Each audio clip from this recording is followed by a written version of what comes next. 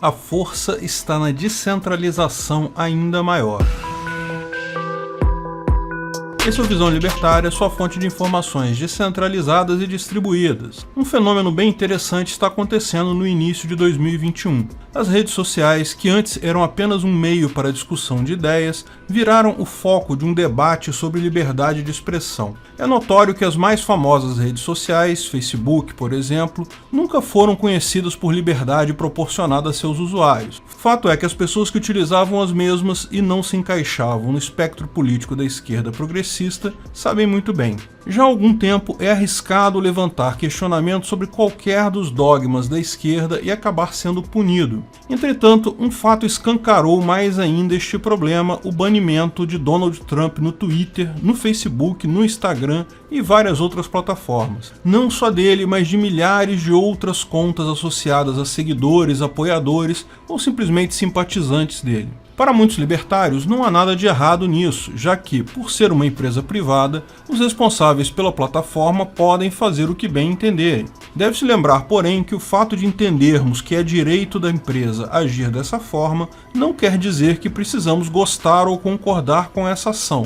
A crítica à hipocrisia e às regras contratuais incoerentes é perfeitamente válida. Se a plataforma bane violência conforme seus termos de uso, por que não baniu as organizações dos protestos do Black Lives Matter? Por que não bane ativistas da Antifa? No final das contas, todos concordamos que o dono da plataforma tem o direito de tomar tal decisão, mesmo sendo parcial, mas isso não significa que seja isento de crítica. O banimento do presidente americano e de muitos dos seus apoiadores passa a clara mensagem a todos que utilizam essas redes sociais no seu dia a dia. Pensem como a gente quer e não exponham opinião diferente, caso contrário, vocês serão ostracizados e terão sua reputação manchada. Termos de uso da plataforma são usados apenas quando convenientes para o interesse político. Por que acreditamos que regras privadas são sempre válidas? Primeiro, pela questão ética. Propriedade privada é absoluta, mas também pela questão utilitária. Porque num livre mercado pode-se simplesmente buscar outro fornecedor.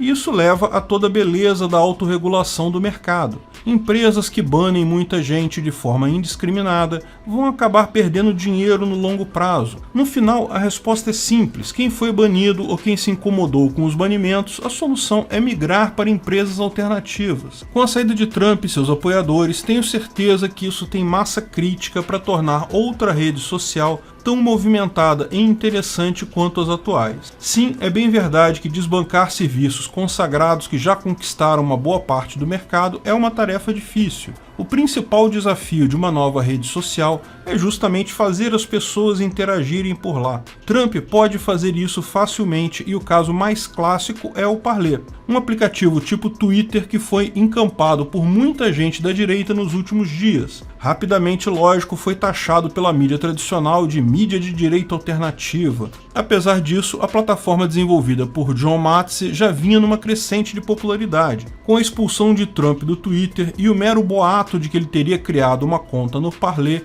uma multidão de pessoas migrou para o aplicativo, tendo um enorme aumento no número de usuários. O livre mercado se autorregula. As ações do Twitter chegaram a cair 10% com a previsão de diminuição do tráfego na plataforma de Jack Dorsey. Veja, Trump ainda é avaliado positivamente por 48% dos americanos. Isso significa que, ao expulsar apoiadores de Trump, o Twitter abriu espaço para um concorrente com quase o mesmo tamanho. Tudo tendia a ser resolvido dessa forma pelo livre mercado.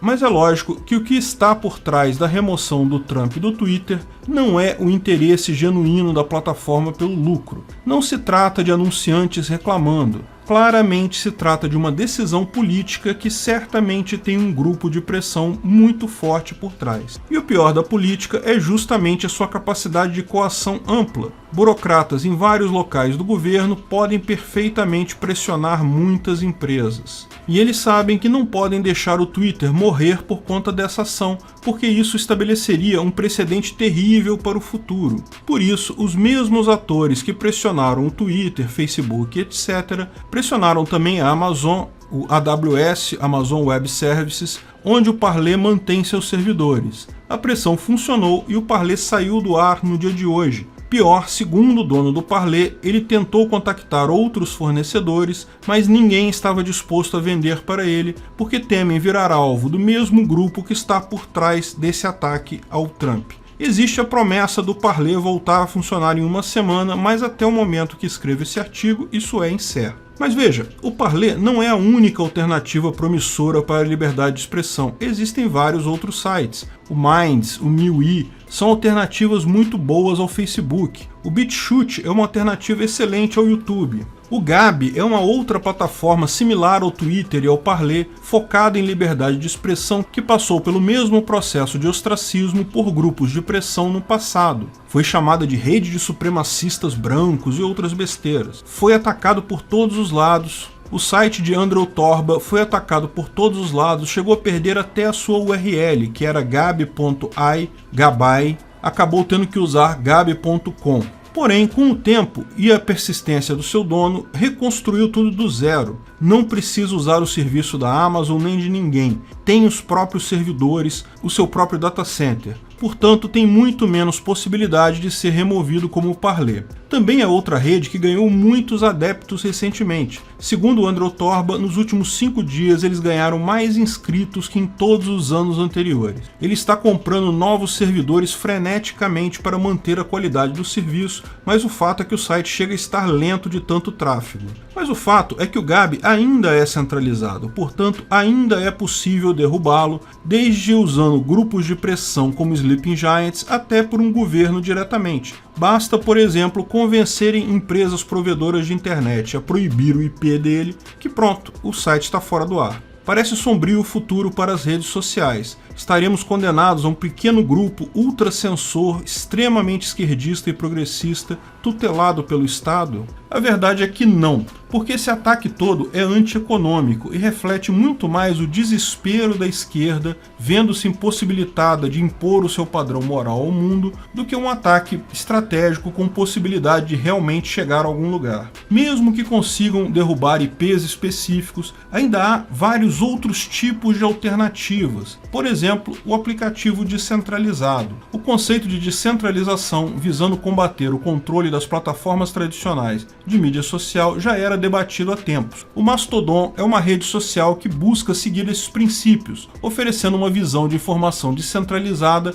com suporte de ferramentas que abrem caminho para várias possibilidades. Diferentemente do Parler ou mesmo do Gab, o Mastodon não é controlado por uma pessoa ou companhia. Trata-se de um projeto open source, onde todos os usuários podem pegar parte do seu código e criar a sua própria instância dentro do serviço. Um processo similar ao de aplicativos como o Discord, por exemplo. As regras de cada instância são definidas pelos próprios usuários, cabendo aos outros membros decidirem se tais regras estão de acordo com seus interesses ou não. Qualquer grupo de pessoas pode estabelecer um server Mastodon e usar ele como uma rede social própria. Se isso por si só já parece uma boa alternativa, então se prepare, pois o melhor ainda está por vir. Os usuários de diferentes instâncias do Mastodon podem se comunicar normalmente entre si, do mesmo jeito que usuários de serviços de e-mail diferentes conseguem trocar mensagens. As instâncias do Mastodon compartilham o mesmo protocolo a fim de garantir essa interatividade. Esse conceito de grandes redes sociais conectadas é conhecido como Fediverse.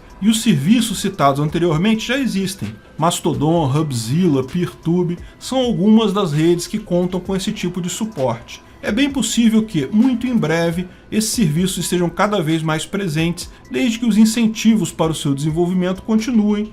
E, como notado no caso de Trump, parece que não faltarão motivos para descentralizar cada vez mais as redes sociais. Essas alternativas federadas são muito importantes, posto que haver uma proliferação de pequenos servidores evita pressões de grandes empresas ou mesmo pressão do governo. Se torna muito mais difícil uma fiscalização de milhares de pequenos servidores ao invés de um grande servidor central, como vimos no caso do Parler ou no caso do Gab. Mas se pode ir além. Você tem também iniciativas peer-to-peer, ou P2P, em que cada usuário fala diretamente com outros usuários. Nesse caso, não há sequer servidores intermediários, é cada usuário falando com cada usuário. Existem alternativas como a BISC para compra de criptomoedas ou o Library para distribuição de vídeos. Todos os meus vídeos estão lá no Library por segurança. O Library tem uma página web que é um servidor centralizado, a library.tv, mas além disso tem um cliente que você pode baixar e rodar na sua máquina.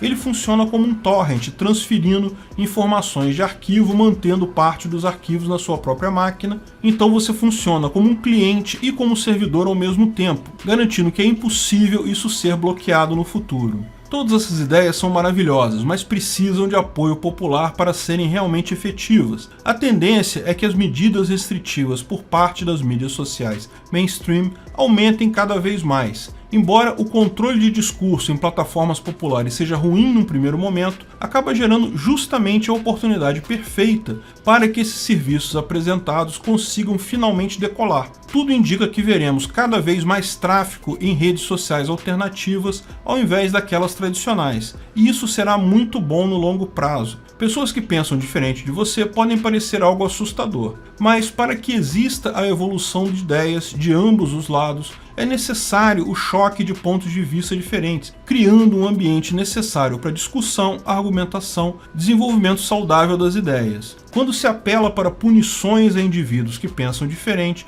você cria bolhas sociais cada vez mais estanques. Ao contrário do que os progressistas pensam, isso não dará a eles o controle da narrativa novamente. Ao contrário, vai contribuir para a radicalização de grupos políticos cada vez mais distantes entre si. De fato, esse tipo de ação mostra apenas que os esquerdistas socialistas já perceberam por onde estão perdendo o poder social. É pelas redes sociais. Mas eles ainda não entenderam o motivo exato. Eles continuam achando que estão perdendo o poder porque tem alguns agentes propagando ideias contrárias na rede. Mas não é isso que faz diferença. O que faz diferença para a informação distribuída vem simplesmente das pessoas conversando entre si. No final, isso eles não conseguem proibir. O fato é que o caminho para a liberdade jamais seria fácil e indolor. O fato do ancapistão ser inevitável não significa que a estrutura hierárquica do governo e grandes empresas e estados não iria tentar todo o possível para impedir isso.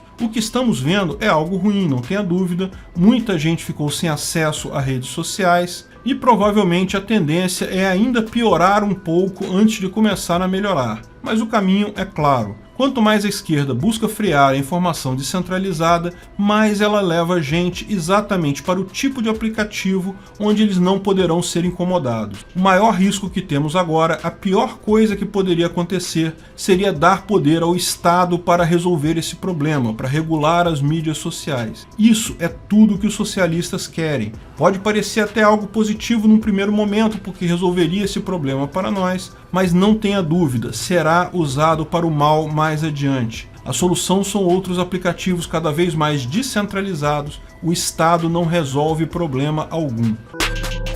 Obrigado por sua audiência. Esse artigo foi sugerido e escrito por Paulo Almeida, revisado e narrado por Peter Turguniev.